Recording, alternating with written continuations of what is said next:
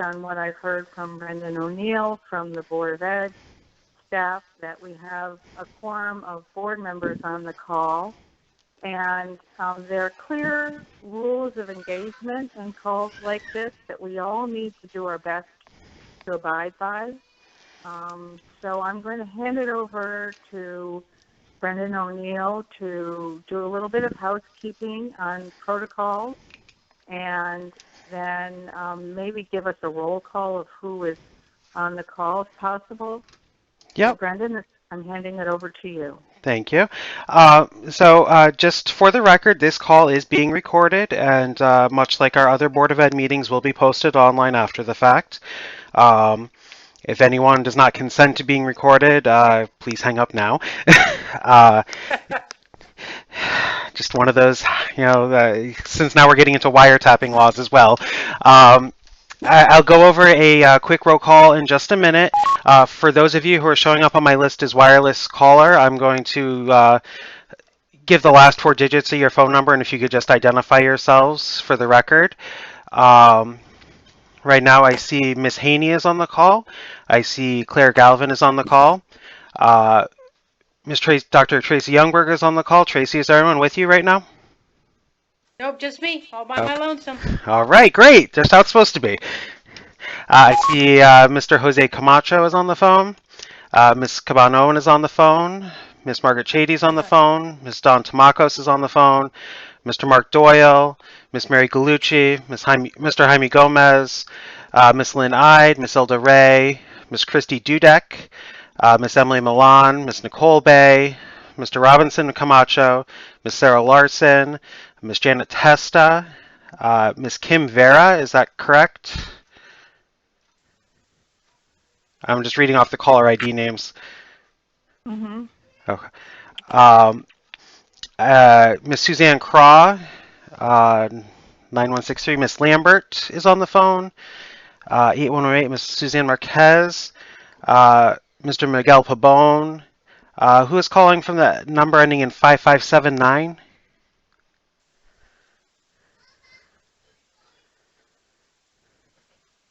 We have a caller ending in 557. Okay, Christina Haynes. And caller ending in 4615. That's me, Brendan, Neil Weathers. Oh, thank you, Neil. And there was one other that joined in that jumped up to the top, 9452.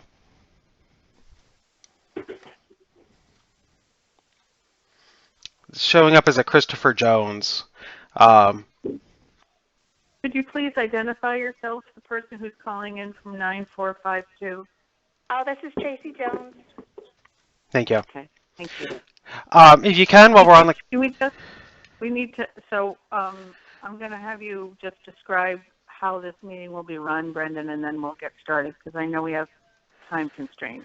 So. Yes. So as I mentioned, it's being recorded. If you can, while you're listening in and not actively speaking, please mute your phones, just to eliminate any feedback or extra background noise. We'll go through the agenda. When it comes time for public comment, I will again kind of step through the phone numbers that are here, asking if you have any comment. If not, just say you don't have any comment. If you do, that would be your time. I'm going to try leaving you all unmuted for right now, but if I start seeing background noise from your number, I will mute your line until it's time for public comment. And with that, I will turn it back over to you, Ms. Ide. Thank you very much. You're welcome. Thank you, folks, for getting on this call, and for the staff, amid everything else that they're working on, to set up the ability for us to have this call. I think we're going to have to get used to more of this type of thing. So I ask for everybody's patience. This is a public meeting, and as Brendan indicated, it is being recorded, and everything that we say in this meeting, I'm asking people to use the decorum to identify themselves at the beginning of whatever comments they make. The first part of the meeting, the first couple of agenda items are going to be reserved for board and Dr. Youngberg and anybody on staff that Dr. Youngberg indicates should respond to questions and discussion to be talking. Members of the public who are not on the board or on the central office staff should refrain from speaking until we get to public comment. If that would be much appreciated. So I'm going to hand it over to Dr. Youngberg to fill us in on the highlights of what's going on. We thought that it would be important to have this call so that members of the board had a chance to hear firsthand, not just through email, about what is going on and identifying any key issues that we may need to be aware of and potentially at some point take action on. So I'm going to hand it over to you, Dr. Youngberg. And first, I just want to thank you and all the staff for the extraordinary measures that are being taken to make sure that our students are being fed and that we're figuring out ways to support our students from a distance. Thank you, Lynn. Yes, the staff has been pretty incredible through all this, most especially the food services, because today we can tell you that we served 1,288 meals, and it's expected to rise from there. So there's unfortunately, lots of hungry children. And so I'm incredibly proud of the food services department and everything they're doing to make sure that the Windham students 18 and under have access to food. So I share in what you're saying. All of our departments, food services, facilities, the central office employees, the building and district leaders, our instructional coaches, our teacher and team leaders, they're all pitching in to try to connect the dots around an extended closure. As I shared last night in my phone call, I don't have any specifics on how long we'll be closed, but I do have a 1 o'clock conference call with the commissioner, and I just got off another conference call with EastCon, and they alluded to the fact that perhaps there may be some information about what the extended closure might look like in terms of a reopen date, or at least a projection of a reopen date. So I will share that should I get it during the 1 o'clock conference call. Working hard to make sure that we connect with families on a regular basis by phone, by email, and obviously we're following everything up on our website and social media sites. My goal is to get communication out to families at least 2 times per week, and then anytime some major update comes in, I'd like to feed back to them in real time. I know it's a very uncertain time, so many questions and so many things I can't answer. So all I've been trying to tell people is I'm going to be as honest and human as possible through this whole thing, because the reality is I don't have a lot of answers. And at this point, you can't be afraid to say that because no one actually has the answers. We are working hard to try to move from this supplemental learning phase into our schooling at home phase, which has some legalities we're working on too. Lynn, as you know from my email, I'll be speaking with the attorney this afternoon at 2:30 just to make sure that I don't step in any legal pitfalls when I tell the staff what it is or how I'd like them to help our students when they're home. And I am completely aware of many of the staff members who are juggling being educators or will be juggling being educators at home and managing their own families. It's a very real thing. And even in our conference calls that I've had with multiple stakeholders, you hear barking dogs in the back and crying children. It's just sort of a fact of life at this point. Right now, in terms of elementary schools, as I mentioned last night in my call, their focus is getting the report cards out. We didn't have a chance to do that because we closed on Friday. This would have been, today and tomorrow would have been our elementary parent-teacher conferences. Our goal is to still have them. Our families need to know the progress their elementary kiddos have made through the second trimester. So that's our focus there. And then they'll move into the next phase of schooling at home. Middle and high school is already jumping on the bandwagon there, trying to get all sorts of planning done around course-specific content that'll be pushed out to our middle and high school students. If they have digital access, they'll be using Google Classroom. And it's really important, particularly for our high school, because we do have seniors who are expected to graduate in in just a few short weeks. So we have to make sure that they meet the requirements, and it's obviously extremely unusual situation, and we're not alone. It's shared across the state and the country, but we want to try to close out their school year in as normal a fashion as possible at this point. The only other thing that's really come up that I haven't been able to feed back to you on, because it just literally happened a couple hours ago, is I got a call from the transportation company, M&J. They're making a request to continue to be paid during the school closures. I need to get specific details on exactly what they're proposing. They're supposed to send me something in writing.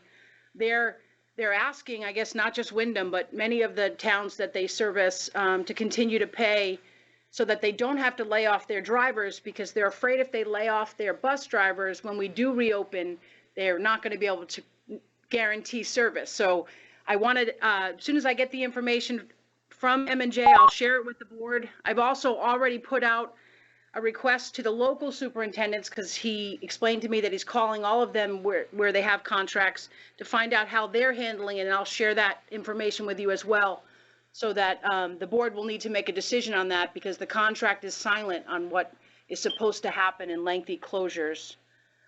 Other than that, I guess I'm still looking for information about the rescheduled, when we'll present to the Board of Finance, and how the cancellation of Wednesday's meeting will impact the referendum. So the budget is the next, thank you. The budget is the next item on the agenda. So let's open it up to board members who may have questions or things that they'd like to say in the context of this meeting. And please identify yourself when you begin to talk so we can keep it clear. Hi, this is Katina, and Katina Cabanoan, and my question is, are we going to have some sort of similar meeting to this with the finance board and or the town council or the needed people, so that we can discuss the budget and for the school? Katina, this is Lynn Hyde responding to you. We do not know the answer to that yet. The Board of Finance chair and I need to get on the phone after they had a pared down meeting last night with no members of the public, and they are trying to figure out how they're going to move forward, and so you'll just have to stay tuned. Obviously, we're not going to let the budget process happen without us being involved. Dr. Youngberg, do you have anything else to add to that?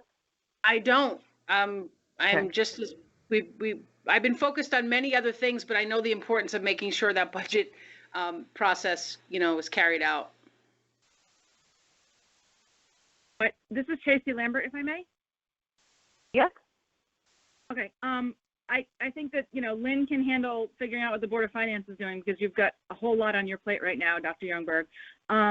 I am wondering, and I am not against paying teachers during this outage, but I'm wondering what kind of an impact that's going to have on our budget if we have to pay them during this outage and then to go an extended year, essentially, or will it just end like it normally does on whatever the last day of school is, because it's not hourly for most of them, well, for a portion of them. So I can answer that, because we did get some clarification yesterday. We are currently not being asked to make up any days. The way the last commissioner's memo states is, if we do have a good faith effort in trying to provide continuity in learning, and we have to submit our plans to the State Department of Ed, we are going to be allowed to finish school on our regularly scheduled day, which would be, if I remember correctly, June 18th for the students and June 19th for the teachers. Okay. So we wouldn't be paying anyone double, but everyone's in the same position, because right now everyone is being paid and not able to work because of the situation. So we're in bizarre territory, but we're not alone there. Does that answer your question? No, that answered the question. I just knew we were on a paper thin budget line, and something like this could just be explosive to it, and I'm not sure how that was going to be handled. So that assuages my concern. Thank you. You're welcome, Tracy. One of the things I want to say that we don't still know is whether or not we're going to be on the hook on the special ed side, because there's a lot of students who aren't currently getting what they have been required on their IEPs. And we have not gotten any directive from the commissioner about whether we're going to be on the hook for compensatory services, because that could cost us money. And it's like the one piece that hasn't been answered yet. It could come back to bite us. But it looks like everything else is just it's going to be a regular school year. Well, as regular as it can be under the circumstances. Irregular school year. Yes, exactly. Very. Well, and Anybody sure else on the board have any questions? I'm sure myself and Miss Ray and Miss Katina Owen are all concerned about graduation because we have seniors, but I know that's nothing you have an answer on yet. I'm hopeful if you get something from EastCon, you'll share it with us. Absolutely. I'm trying to keep everybody in the loop. I know nothing's worse than not knowing what's going on and already feeling anxious about everything happening around you. I will keep you informed, I promise. No, you've done a fabulous job. It wasn't a complaint. It's just that's my selfishness showing through right there. I told everybody I kept him alive for 18 years for June, and now we might not get it. So I completely understand. Hi, this is Katina. Talking about parents who are anxious, I have to convey that I had a phone call that from a parent at Sweeney who I don't know. She just dialed the wrong number. She went to pick up packets for her child who's in 3rd grade this morning, and she assumed it was in the front of the high school. And so she just dialed the first number she saw or whatever. Anyways, but I promised her to let you know that she's confused on where to go get packets for her kids to do at home. So she didn't know that central office was actually on the side of the building, and that's where the packets might have been this morning. But so if that can be clarified for parents, I would appreciate that, and I promise I would ask. Okay, thank you, Katina. That's good feedback for us. We will certainly make a point of reminding folks where we're located. Thank you. And also, this is Lynn. I might suggest that there's a sign put on the front door of the high school so that people know how to get to central office if they show up there. Okay, we can do that as well. Thank you. Any other board members who would like to weigh in? Yes, hi, this is Ilda. So, Go ahead, Ilda. Of course, hello. So Mia keeps asking about spring sports. And Dr. Youngberg, I know you sent me a link, but it doesn't say, it says that it's a possibility that it might happen. Now, can you give me any more clarification than that? So the organization basically said that it's too soon to make the determination that the entire season has been canceled. They're obviously watching it closely. But they did not cancel the entire season yet. Okay. And you might, Dr. Youngberg, you might clarify for the people on the call what organization you are referring to when you say they haven't declared the spring season off yet. Sure. Let me just pull it up so I say it correctly, because it's another one of the famous educational acronyms. CIAC, Connecticut There it is. Interscholastic Athletic Conference. You got it. All right. That's it. Thank you. The CIAC hasn't made a determination yet. It was on Channel 3, and I believe it was in the Chronicle in the very narrow sports page now, that they haven't made a determination, that they think that it's too early to make that decision. Well, that's good. Well, clearly, depending on what happens, this is Lynn Ives speaking again, clearly, depending on what happens with school openings and closures, that decision is completely dependent upon what happens with that, I would guess, because you can't have sports when there's no classes being held. Because you can't have people in the building. And again, I couldn't hear you well. Pardon? You didn't hear me? This is Katina. Lynn Hyde I couldn't speaking hear you well. again. Could I you please just was repeat your saying statement? it would be whether or not sports can be held are going to be closely related to whether or not schools are going to be able to be opened, Thank you. regardless of what the association says.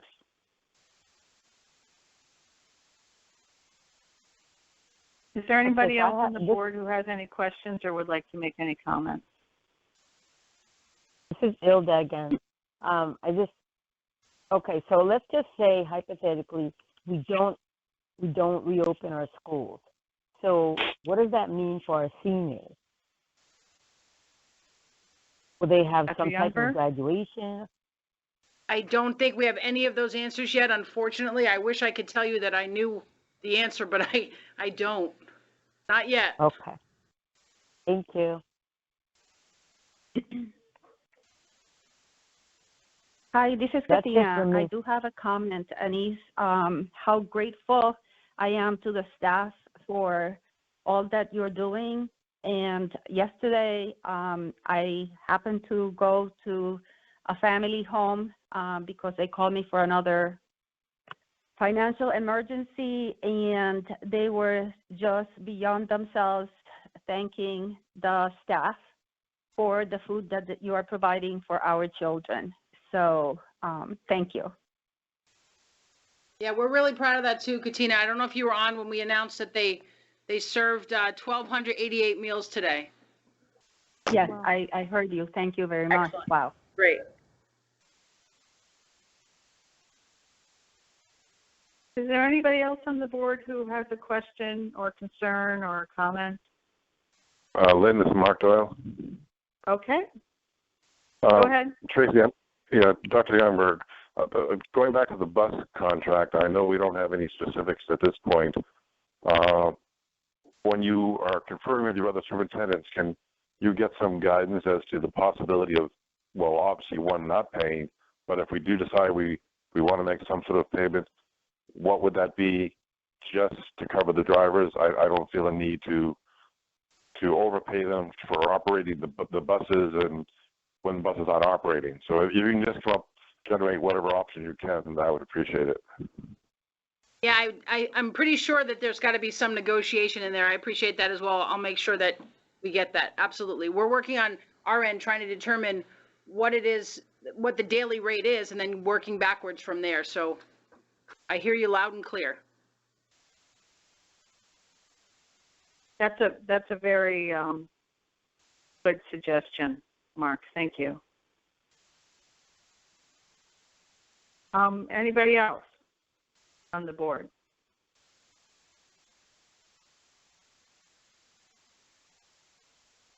Okay, hearing no other board comments, just item number 3 on the agenda is discussion regarding the town budget process, and the question from Katina Cabano and sort of, triggered that already.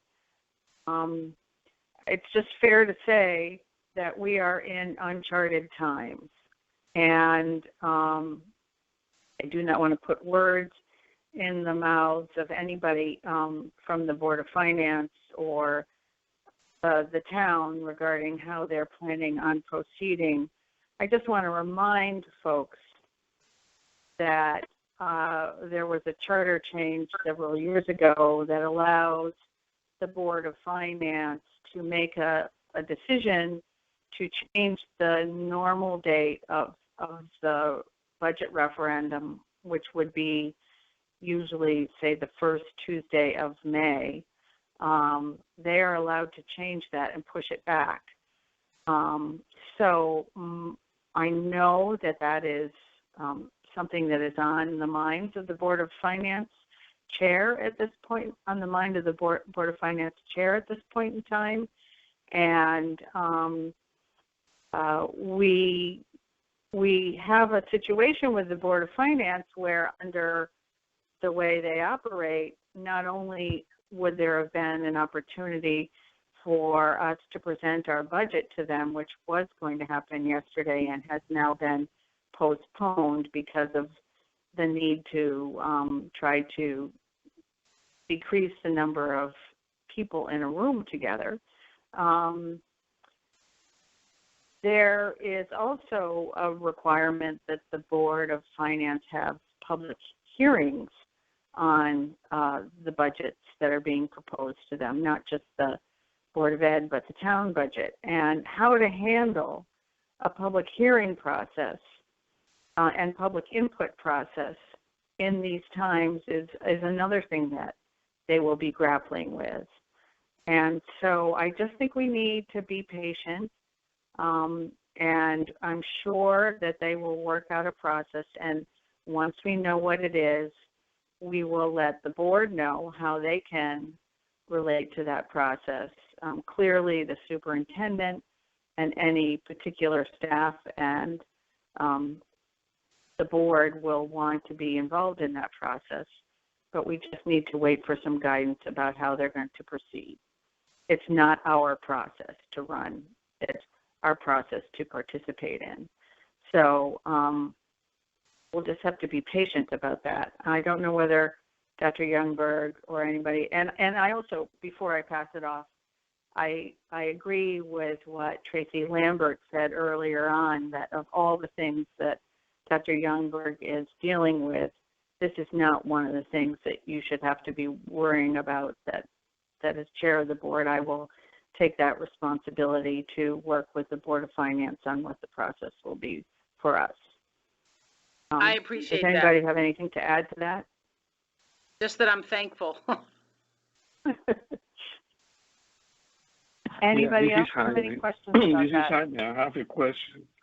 Have we Yes. heard any feedback from the document they received from the 9-point something that we sent?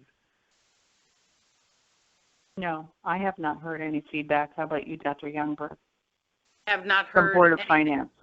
Nope, nothing from the Board of Finance. Okay.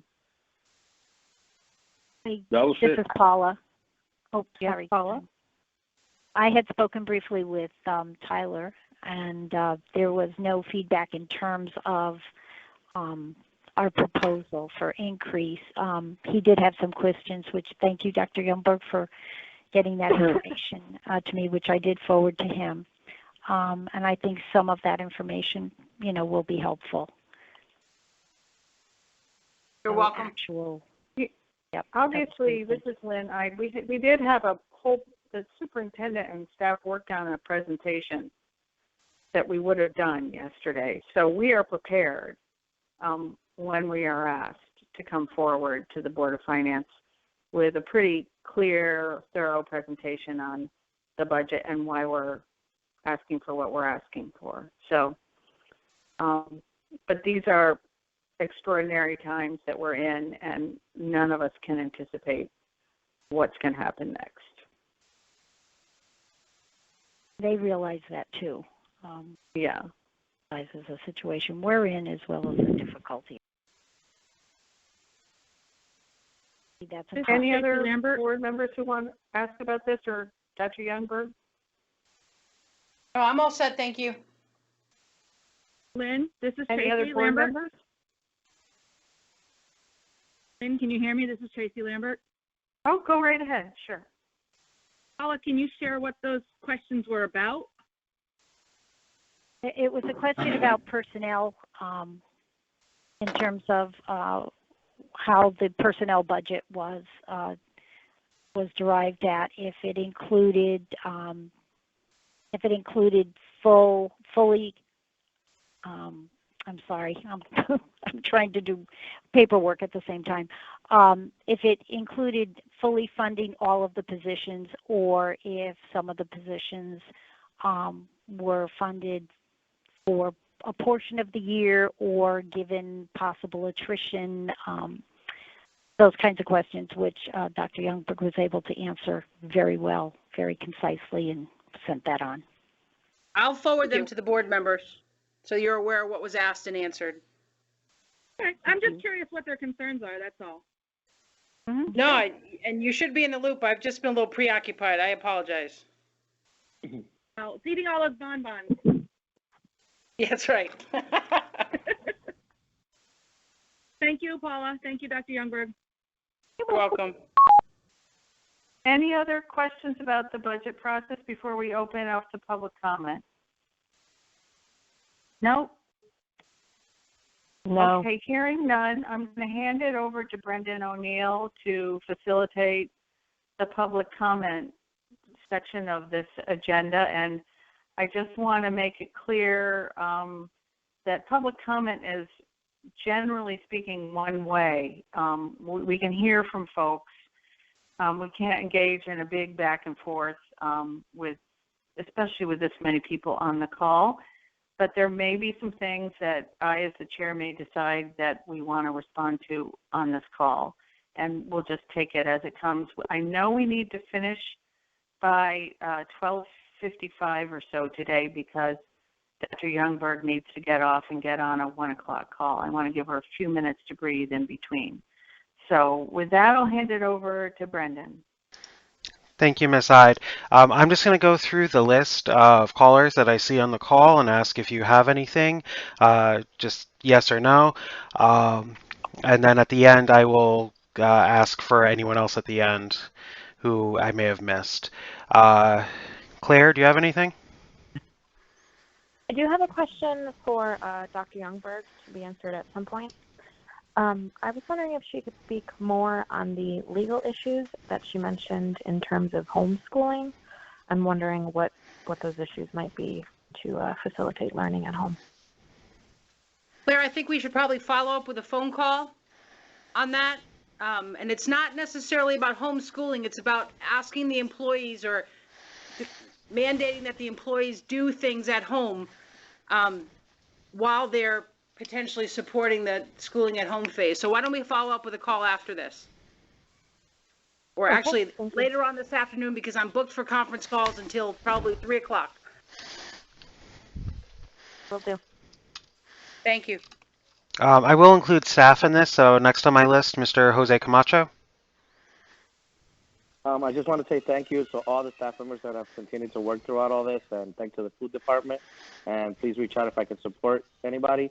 And thank you to our families for being patient throughout all this.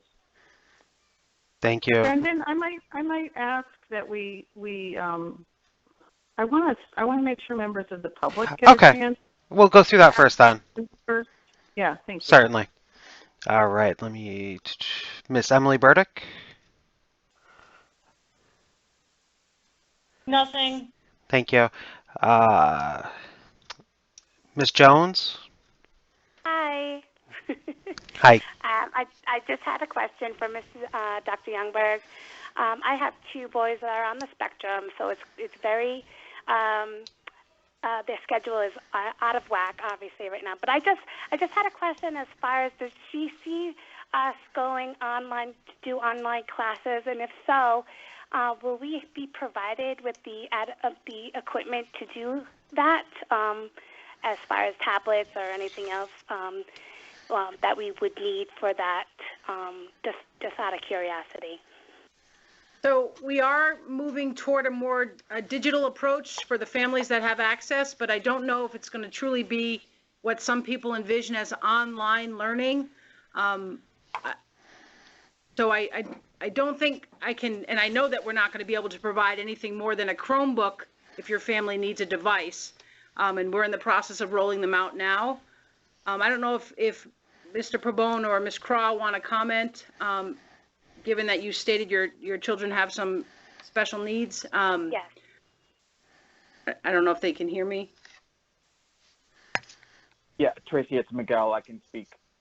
Sure. Thank you. Can everybody hear me?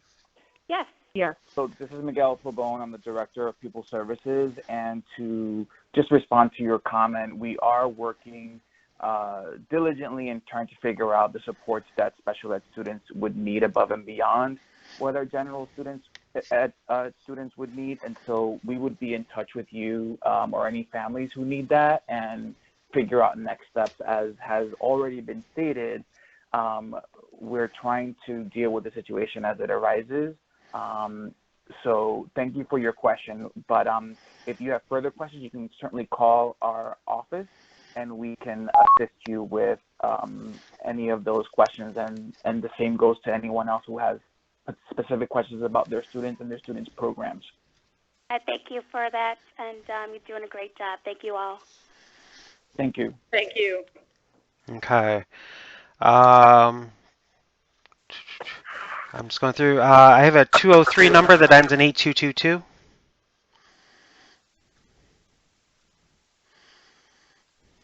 Hearing nothing. A number starting in 217, ending in 5023. Para. No, thank you. Thank you. Kim Vera.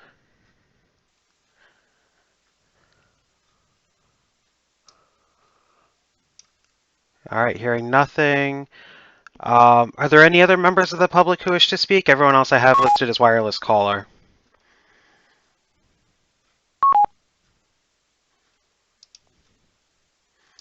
Hearing none there, are there any other staff members who'd like to speak?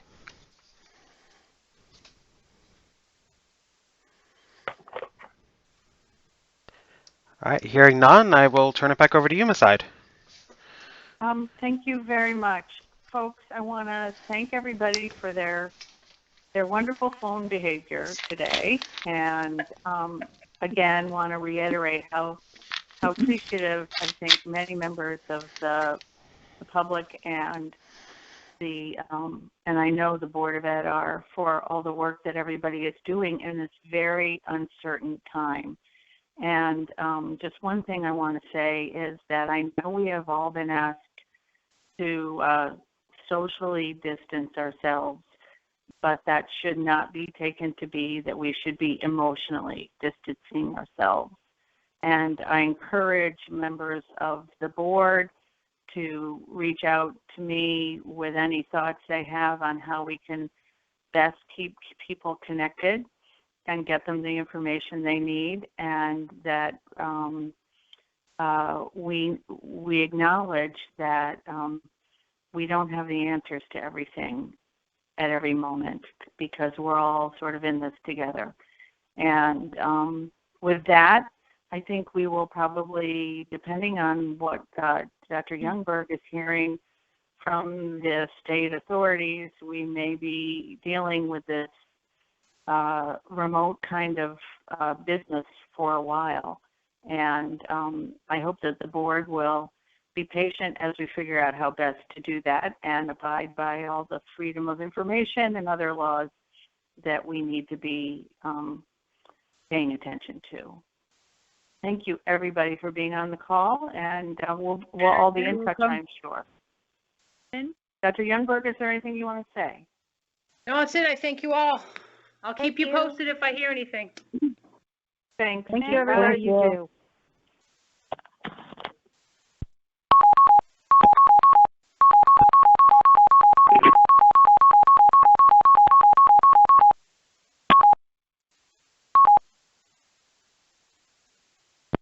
Bye.